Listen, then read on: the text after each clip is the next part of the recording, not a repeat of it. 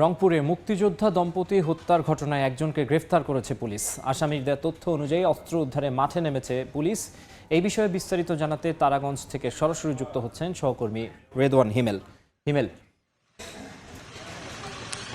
রংপুরের তারাগঞ্জে চাঞ্চল্যকর যে মুক্তিযোদ্ধা দম্পতি রয়েছে সেই হত্যাকাণ্ডের ঘটনায় কিন্তু একজনকে গ্রেপ্তার করেছে পুলিশ। আমরা এই মুহূর্তে আছি রংপুরের তারাগঞ্জে যে কুরসা ইউনিয়ন রয়েছে সেখানে। আপনাদেরকে প্রথমেই জানিয়ে রাখি যে আজকে গতকাল রাতে কিন্তু যে রংপুরের তারাগঞ্জে যে মুক্তিযোদ্ধা যোগেশচন্দ্র রায় ও তার স্ত্রী যে সুবর্ণ রায়কে যে নিজ বাড়িতে হত্যাকাণ্ডের ঘটনা ঘটেছিল সেই জড়িত থাকার অভিযোগে কিন্তু একজনকে গ্রেপ্তার করে পুলিশ। গতকাল পুলিশ যেমনটি জানিয়েছে, গতকাল বৃহস্পতিবার গভীর রাতে তাদের একটি বিশেষ অভিযান চালিয়েছিল।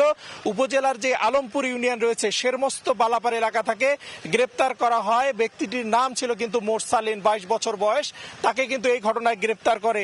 এর আগে কিন্তু আমরা জানিয়েছি যে মামলার যে তদন্তকারী কর্মকর্তা রয়েছে আবু সাইম তালুকদার, তিনি আমাদেরকে যেমনটি জানিয়েছেন যে হত্যার 2 দিন আগে কিন্তু মোরসালিন মুক্তিযোদ্ধার যে যোগেশচন্দ্রের বাড়ি রয়েছে সেখানে টাইলস লাগানোর কাজ করছিলেন কিন্তু তিনি।